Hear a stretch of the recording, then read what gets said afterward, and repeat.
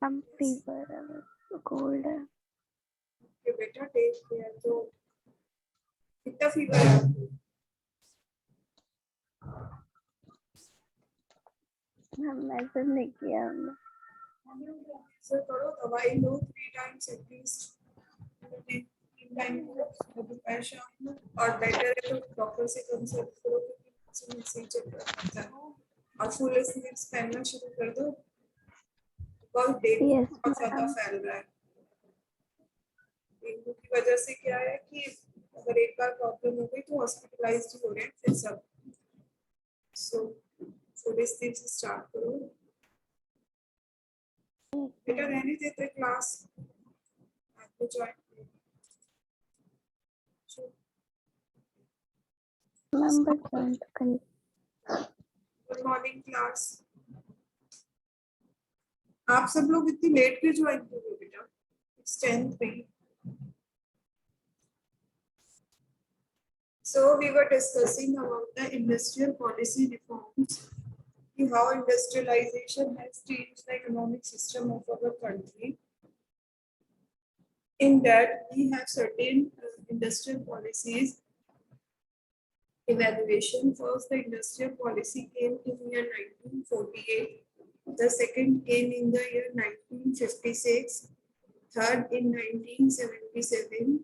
Fourth 1980. Fifth 1990. And after that in 1990. In industrial policy 1948, we have red tapeism in public sector, progress of private sector not possible, coordination problems between government and public sector.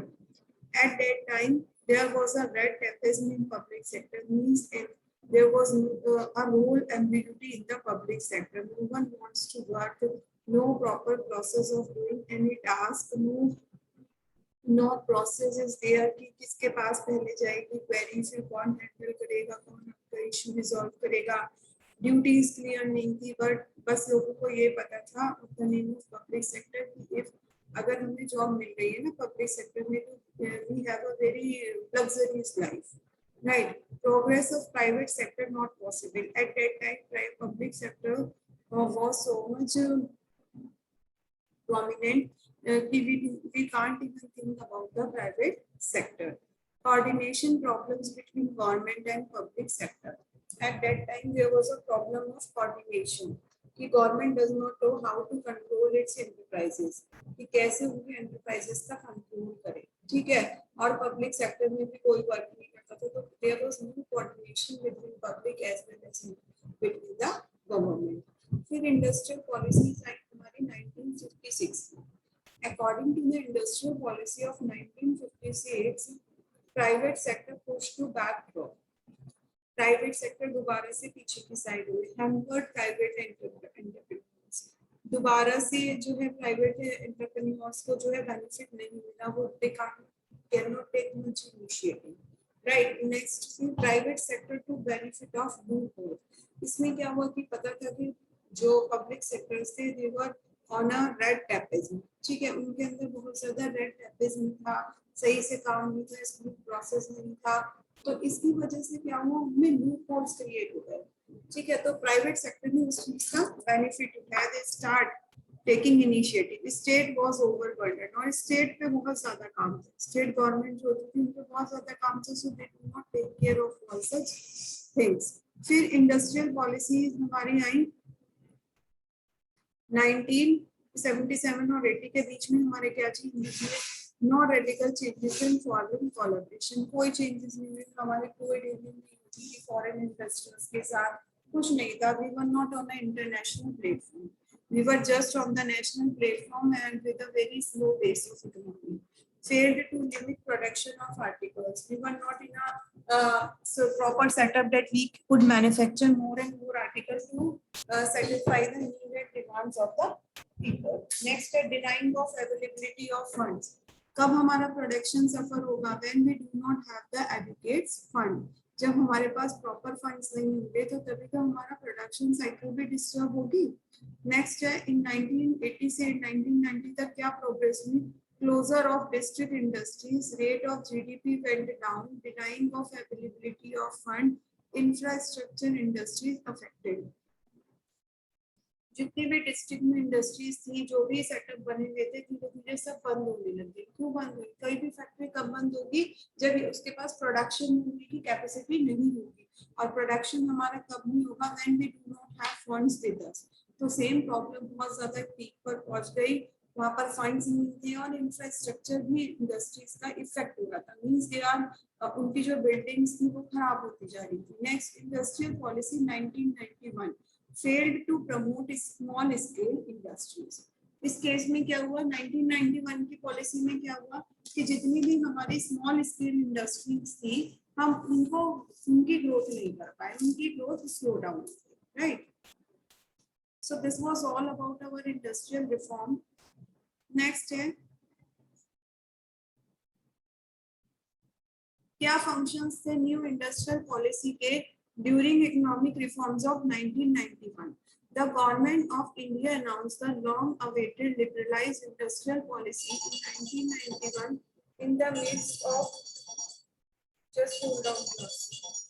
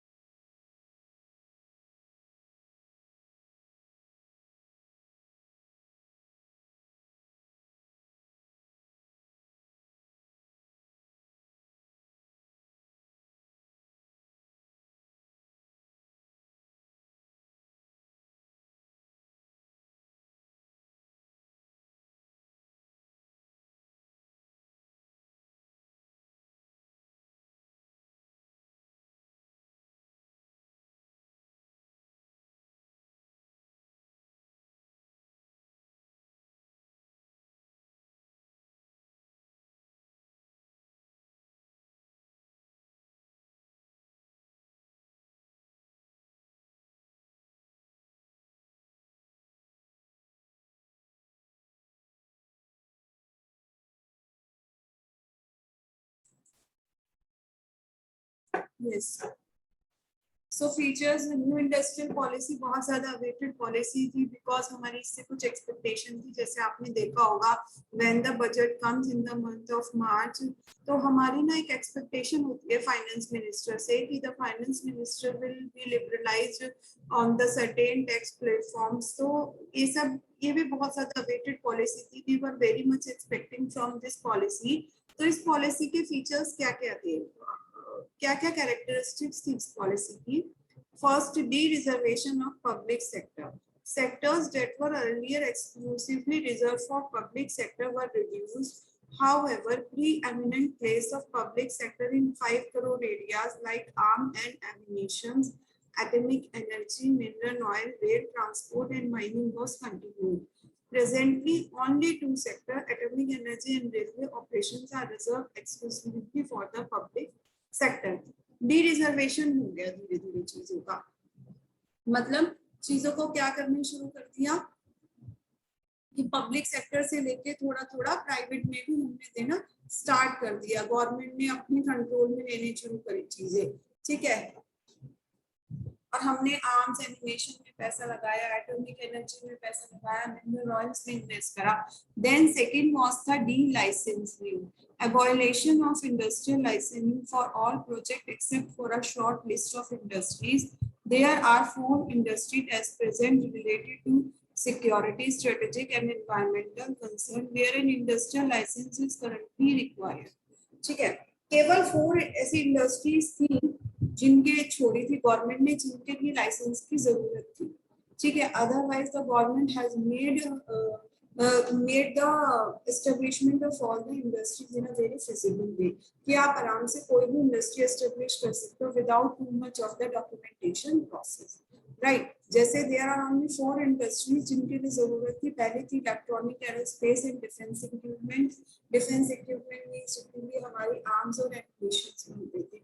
Special hazardous chemicals means हमारे जैसे आपके आपके bomb वगैरह हो गए, nuclear power plants हो गए हमारे, ठीक है, इंडस्ट्रियल एक्सप्लोसिव, जितने भी आपको माइंस वगैरह के लिए एक्सप्लोसिव की जरूरत होती है या किसी भी चीज के लिए जो भी हमें एक्सप्लोसिव आइटम की जरूरत है, उनके लिए गवर्नमेंट की जरूरत थी। Cigars and cigarettes of tobacco and manufactured tobacco को सब्स्टिट्यूट, जितनी भी सिगार बनाने वाली कंपनी थी, सिगरेट बनाने वाली कंपनी थी, वो that was all under the government control, right. और जितना भी इनके सब्सिट्यूट थे वो सब गवर्नमेंट के कंट्रोल में। Next है disinvestment of public sector. Government stakes in public sector enterprises were reduced to enhance their efficiency and competitiveness. Government ने क्या करा,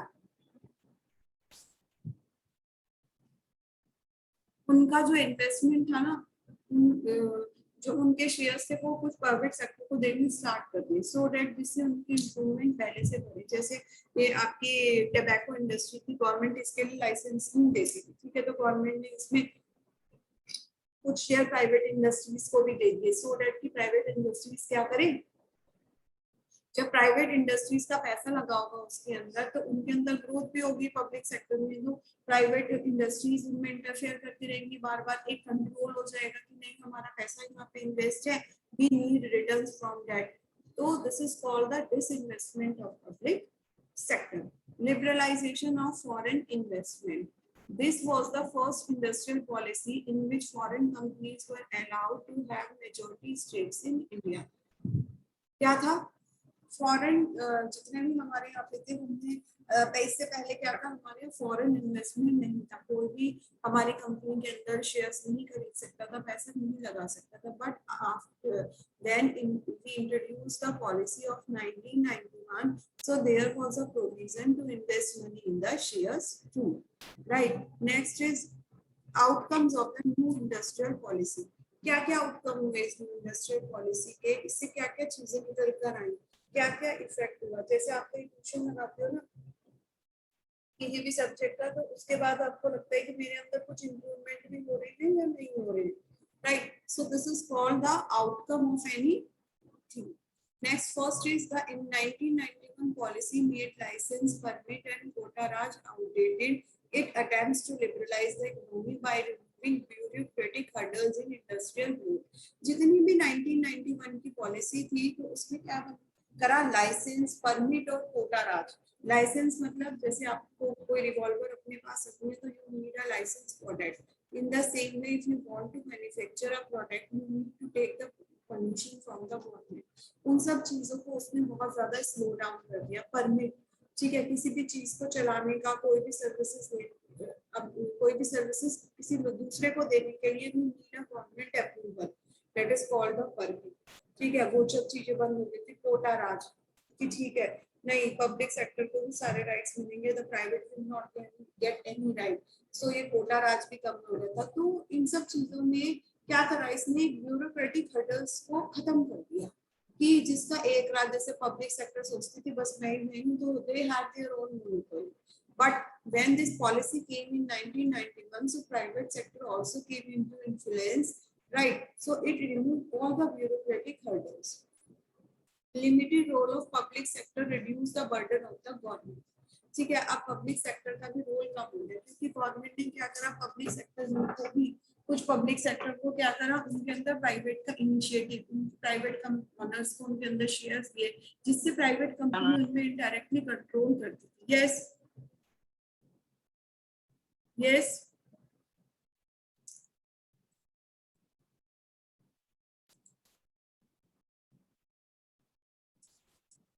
प्राइवेट कंपनी उनमें इनडायरेक्टली कंट्रोल करती थी। जब प्राइवेट कंपनी उनमें इनडायरेक्टली कंट्रोल करती थी तो उनकी प्रोग्रेस भी पहले से अप हो गई। नेक्स्ट है the policy provided easier entry of multinational company, privatization, removal of asset limit on MRTP, ठीक है, कंपनीज एंड लिबरल लाइसेंसिंग। तो पॉलिसी किस पर बेस्ड थी, पॉलिसी हमारी थी कि जब हम अपने यहाँ वेलकम करेंगे मल्टीनेशनल कंपनीज का। Multinational companies are which companies, can anybody tell me what are MNCs? Yes, can anybody tell me what are MNCs? Multinational companies. Yes. Ma'am वो कंपनी है मैम जो एक कंट्री से ज्यादा दो तीन कंट्रियों में हो, और जो रेगुलेट करे मैम वो एक ही कंट्री का कोई ओनर हो। Yes. Okay. Thank you, Anupam. Yes, Anshu. Can you tell welcome me? Ma'am. Yes, Anshu. What is? Yes, ma'am. Better tell me the meaning of MNC and full form also.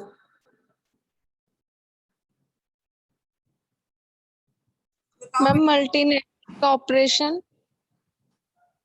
No. गलत है। इतनी खुश हो रही हो ना? गलत है, कोई बात नहीं, जब तक बताओ गलत नहीं बताओगे तो बेटा सही कैसे पता लगेगा, है ना?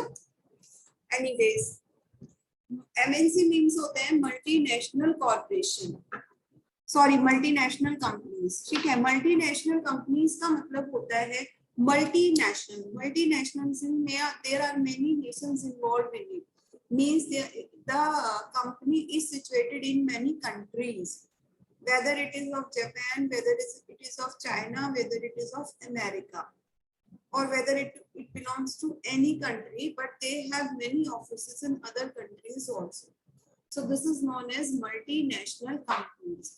आपने सुना भी होगा घर में कभी भी पेरेंट्स को बात करते हुए या अपने फ्रेंड्स को कम्युनिकेट करते हुए कि her brother or her sister is in MNC. So this is called multinational companies, right? तो हमने क्या करा, मल्टीनेशनल कंपनीज को इजी एंट्री दी कि जिससे वो हमारे यहाँ पर आए, बिजनेस करें, और अगर वो हमारे यहाँ पे आके बिजनेस करेंगी, सेटअप करेंगी, तो हमारी जो कंट्री है एक तो उसको प्रोडक्ट्स मिलेंगे, एक अलग से सेगमेंट क्रिएट हो जाएगी प्रोडक्ट की। ठीक है, जैसे पहले क्या है, हमारी इंडियन कंपनीज हैं वो इलेक्ट्रॉनिक गुड्स बना रही थी, बट धीरे धीरे जैसे बाहर की एमएनसीज हमारे यहाँ पे आके एस्टेब्लिश हुई, तो उन्होंने अपने इलेक्ट्रॉनिक इक्विपमेंट से सर्व करना स्टार्ट करा। तो वो क्या हुआ, हमारे लिए एक और ऑप्शन हो गया। ठीक है, दूसरा, जितने भी हमारे यहाँ के इंजीनियर्स और एमबीए थे उन सबके लिए जॉब अपॉर्चुनिटीज ओपन हुई। ठीक है, थर्ड, लोगों का प्रोफेशनल एजुकेशन की तरफ इन्फ्लुएंस बहुत ज्यादा बढ़ा। ठीक है, फोर्थ, अनएम्प्लॉयमेंट हमारे यहाँ पे कम हुआ। फिर उन्होंने क्या करा, प्राइवेटाइजेशन को भी एनहेंस करा बहुत ज्यादा। This policy also enhances the privatization. Why privatization? Because as you all know that we have seen many industrial policies. In every industrial policy, the public sector was lagging behind. Right? The growth of the public sector was not there. Right वो लोग क्या करते थे, वो लोग केवल एक basic फंडा पे थे कि nobody is going to monitor them, they will do what just they want to do.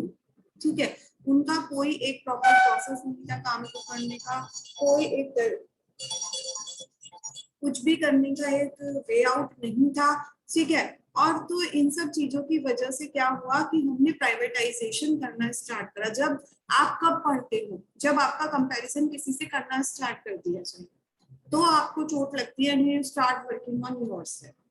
This is same what with the public sector. जब पब्लिक सेक्टर के ऊपर थोड़ा प्राइवेट सेक्टर का शेयर हो गया और पब्लिक सेक्टर के साथ प्राइवेट सेक्टर भी सामने कंपटीशन में आने लगे, then public sector start working on this concept. Removal of assets on MRTP companies, liberal licensing. Liberal licensing का मतलब होता है हम लाइसेंस सबको देने लगे धीरे धीरे करके।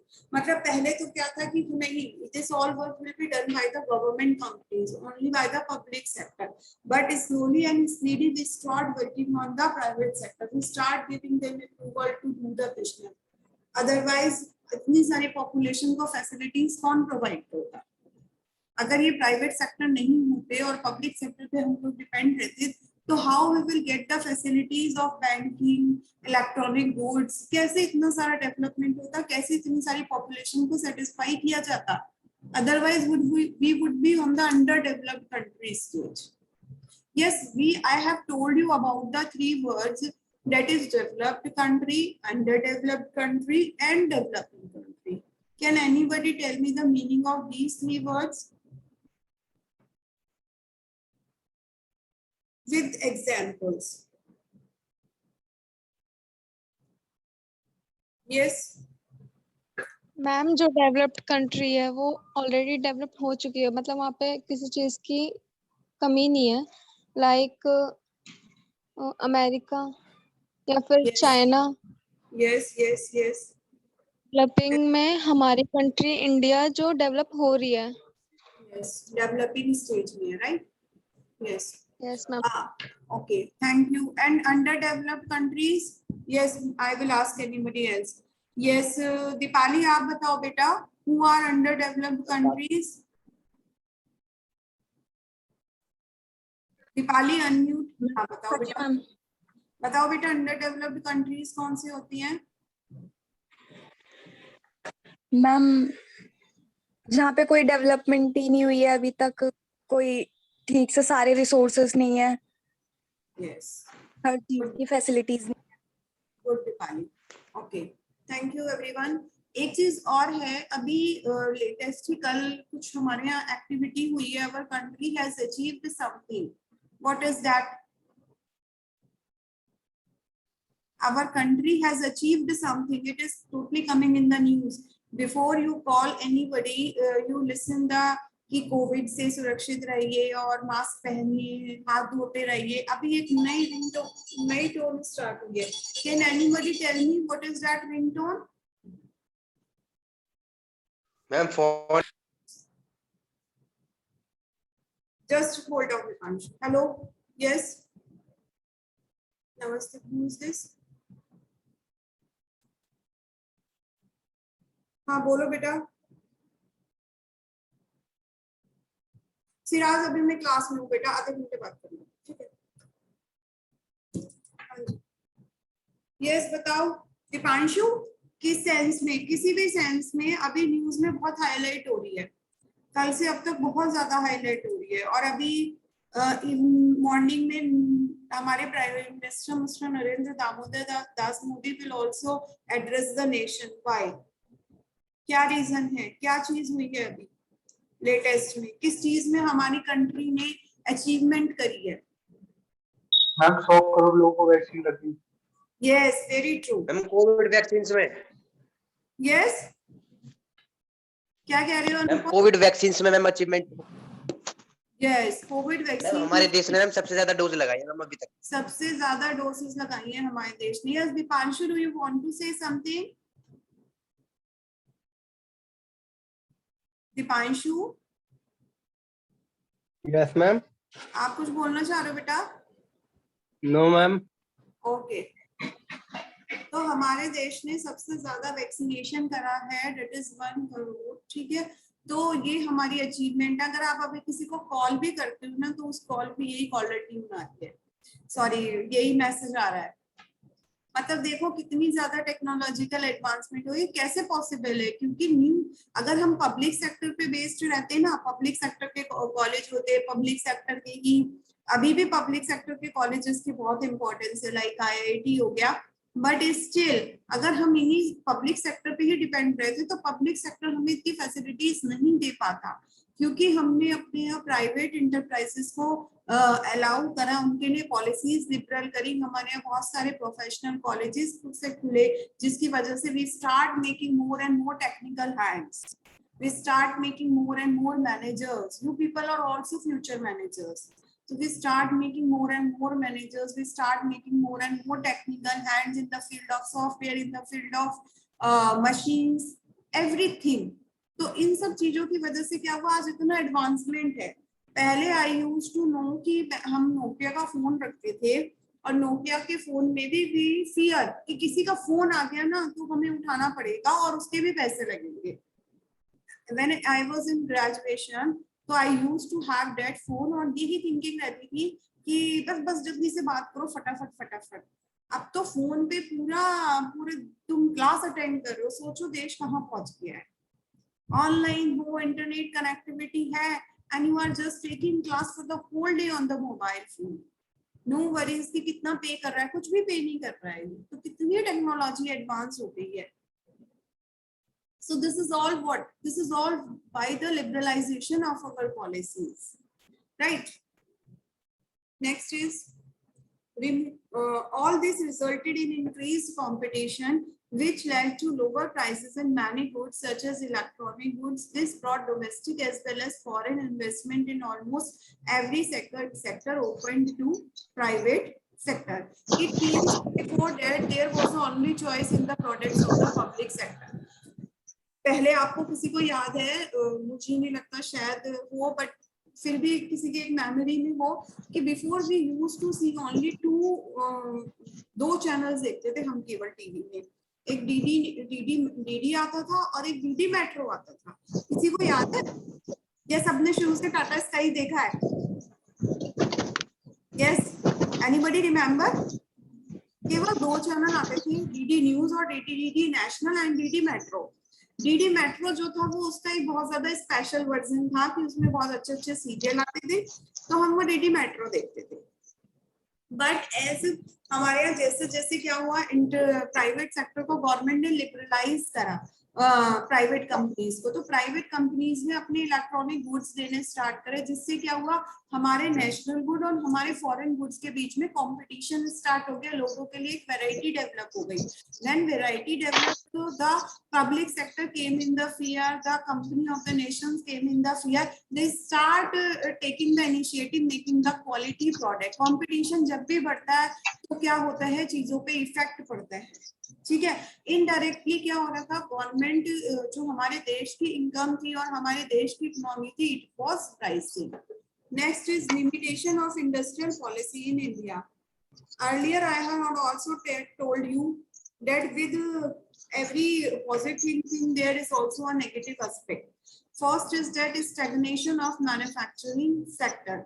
Industrial policy in India have failed to push manufacturing sector, whose contribution to GDP is stagnated at about 16% since 1991. तो गवर्नमेंट क्या हो गई, फेल हो गई कुछ सेक्टर्स का जीडीपी को कंट्रीब्यूट करने में, कहीं फेल हो गई. ठीक है, उनकी ग्रोथ रुक गई. Next, restoration in industrial pattern owing to selective inflow of investment. In the current phase of investment following liberalization, while substantial investment has been following into few industries, there is concern over the slow pace of investment in many basic and strategic industries. क्या हुआ कि इसमें बहुत ज्यादा high growth तो उनकी तो हो गई जो इंडस्ट्रीज बहुत हाई लेवल पर थी, बट क्या हुआ, जो स्मॉल स्केल इंडस्ट्रीज थी और जो मीडियम स्केल इंडस्ट्रीज थी, उनकी ग्रोथ स्लो हो गई बहुत ज्यादा. ठीक है, बड़ी बड़ी इंडस्ट्रीज तो बढ़ती चली गई, but there was no encouragement for the small scale industries और for the medium scale industries. Next is displacement of labour. Labour बहुत ज्यादा restructuring and modernization of industries as a sequel to the new industrial policy led to displacement of labor. जैसे जैसे नई नई technology आई, जैसे हमारे यहाँ पहले पब्लिक सेक्टर था, पब्लिक सेक्टर में काम करके लोगों को थोड़ा लेथार्जिक हो गए थे लोग. ठीक है, private sector came into influence. तो जब प्राइवेट सेक्टर आया तो उनको एक अलग टाइप की लेबर की रिक्वायरमेंट थी, डेट इज हार्ड वर्किंग, वो किसी के कंट्रोल में नहीं था प्राइवेट सेक्टर. तो इन दैट केस बहुत सारे लोग ऐसे हुए जो जॉब लेस हो गए. Next, regularly defined industrial location policy. The new industrial policy, while emphasized the detrimental effects of damage to the environment, failed to define a proper industrial location policy who should ensure a pollution-free development of industrial climate. It means, ठीक है, हमने industries को तो encouragement दे दिया, हमने ये भी बोल दिया कि हाँ इंडस्ट्रीज बढ़ाओ, इंडस्ट्रियलाइजेशन करो, देश की इकोनॉमी को स्पीड दो, but what happens with it, इसके साथ साथ क्या हुआ, जहां भी हमारी इंडस्ट्री सेट होती थी तो वहां पे पॉल्यूशन बहुत ज्यादा हो गया था. Water pollution, air pollution, noise pollution, ये सब चीजें भी स्पीड ले रही थी. जब भी हम डेवलपमेंट करते हैं, जब भी हम डेवलपमेंट की साइड बढ़ते हैं, तो एनीबडी हैज टू पे, किसी ना किसी को तो पे करना ही पड़ता है. तो that was paid by the nature. Nature ने पे करा उस चीज के लिए. नेचर हमारी खराब होनी स्टार्ट हो गई, हमारा क्लाइमेट एनवायरनमेंट पे इफेक्ट पड़ा उस चीज का. तो जब गवर्नमेंट ने इकोनॉमिक पॉलिसी बनाई तो गवर्नमेंट ने इस चीज को ध्यान नहीं रखा कि क्या हमारा इंडस्ट्रियल स्ट्रक्चर होना चाहिए, किस जगह हमारी इंडस्ट्री सेटअप होनी चाहिए, और हमें what are the factors we have to keep in mind while constructing an industry और while doing the operations of the industry. That was missing at that time. The following guidelines have redefined the role of the public sector since July 1991. अब ये वाली guidelines आई जिन्होंने define करा कि what are the guidelines for the public sector since July 1991. The public sector should make investment only in areas where investment is of an infrastructure nature that is necessary for facilitating growth as a whole. हमें कैसे लेना है growth? हमें public sector को collectively encourage करना है, हमें collectively उसमें पैसा लगाना है सो दैट कि हम उसका पूरे का इम्प्रूवमेंट कर सकें. ठीक है. सेकेंडली, द पब्लिक सेक्टर में also withdraw from areas where no public purpose is likely to be serve by its presence. अब हमें पब्लिक सेक्टर को उस एरिया से भी हटाना है जहाँ पे पब्लिक सेक्टर की रिक्वायरमेंट नहीं है. हम उस एरिया से भी पब्लिक सेक्टर को हटाएंगे because it is cost effective. वहां पे हमारी कॉस्ट आ रही है बहुत ज्यादा उसको सेट करने की. ठीक है. It is however stated that the public sector could come in where the investment is essentially for preservation and augmentation of the resources of the country. Public sector को हम वहीं पे establish करेंगे जहाँ पे उनकी जरूरत है अपनी कंट्री के नेचुरल रिसोर्सेज को सेव करने के लिए और उनको रॉ मटेरियल से किसी फिनिश गुड में कन्वर्ट करने के लिए. जैसे कोई भी स्टेट है उसमें ब्लैक सॉइल बहुत ज्यादा है, वहाँ कॉटन प्रोडक्शन बहुत ज्यादा होगा, तो ऑब्वियसली अगर वहाँ कॉटन प्रोडक्शन तो how we are going to manage that cotton crop. ठीक है. तो अब उस कॉटन क्रॉप को हम कैसे, तो वहाँ पे हमें पब्लिक सेक्टर या प्राइवेट सेक्टर कुछ इस टाइप से जरूरत पड़ेगी. सेकेंडली, कहीं पे टैबेको इंडस्ट्रीज हैं, वहाँ पे टैबेको रिलेटेड क्रॉप्स की बहुत ज्यादा मैन्युफैक्चरिंग है, तो government will set up their public enterprises on that place. तो इस तरीके से, या कोई भी नेचुरल रिसोर्सेज है, फॉरेस्ट में कोई वुड ऐसी है या हमारी कोई ओशियन है उसमें हमारे स्पेशल स्पेशीज जो बहुत ज्यादा वहीं पर मिलते हैं, तो उनकी सेव के लिए तो that should all be taken care by the public sector. Next, thirdly, in large part of the public sector operations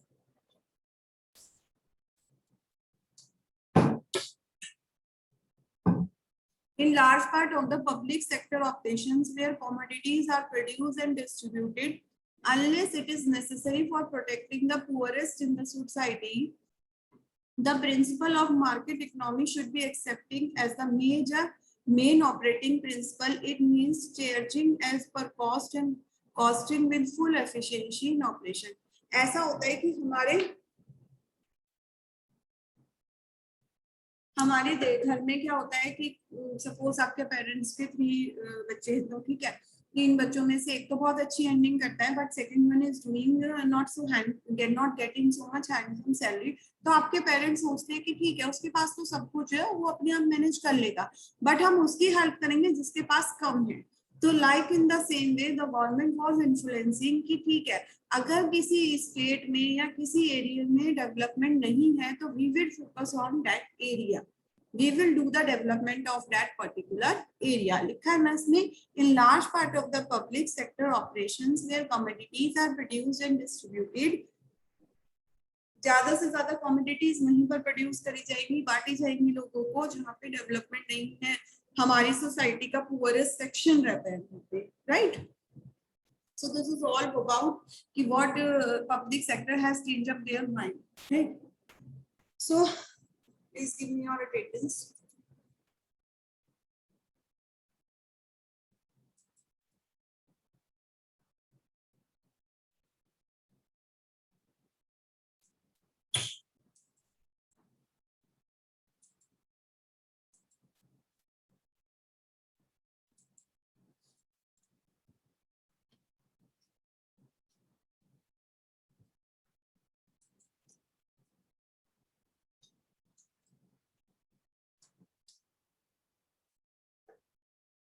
Adil Khan, Ajay, Aman, Amit Negi, Anshu Chaudhary, present ma'am. Anupam Chauhan, Bhavya, present ma'am. Chirag Adhana. Yes, ma'am. Chirag, are you present? Yes, ma'am. Attendance के time ही present होते हो? Okay. Deepavali. Sorry, Deepavali. Diwali. Diwali. Yes, Deepali. Yes, ma'am. दिमाग में दिवाली दिवाली घूम रही है। ध्रुव, Yes, ma'am. Deepanshu, Yes, ma'am. Ma'am, Dhruv. yes, Dhruv, Yes, ma'am. mark your attendance. Deepanshu, Yes, ma'am. Divya, Divya Sharma, Gaurav Malik, Gaurav, Himanshu Raj, Yes, ma'am. Jatin, Jitendra, Yes, ma'am. Karan Chandila,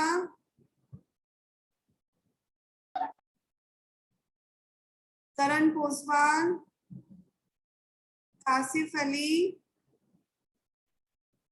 Komal Goyal,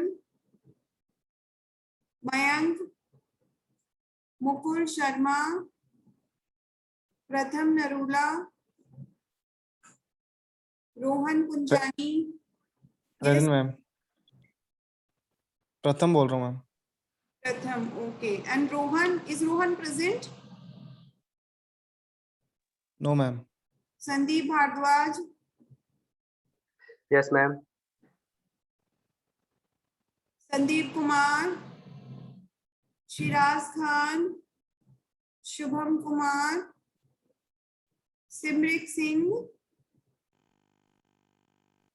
Simrik, Sonam. Present, ma'am.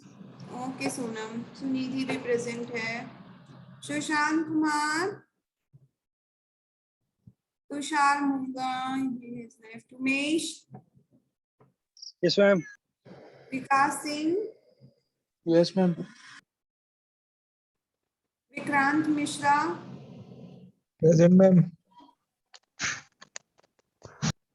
Vineet Sharma, Present, ma'am. Vishal Present, ma'am. Yadav, okay बेटा, Vishal Yadav, yes Vishal, absent.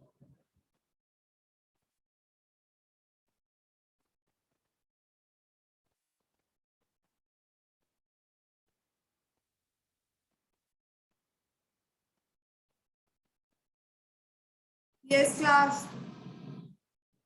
Tomorrow, I will take your MCQ 2 from Unit 2.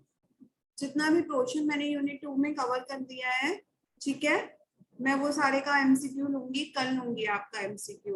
और अभी तक मेरे पास assignments नहीं आए हैं बेटा। What do you want from me? मेरे पास बहुत ही कितने ना 15 स्टूडेंट्स के असाइनमेंट आए हैं। चिराग, सोनम, ध्रुव, विकास, विक्रांत, विनीत, अंशु, प्रथम, रोहन, अनुपम, सुनिधि, अनु, Simrik, Deepali and Sandeep Bhardwaj. Still anyone has sent me assignment excluding them? किसी और ने भी भेजा मुझे असाइनमेंट? Yes class.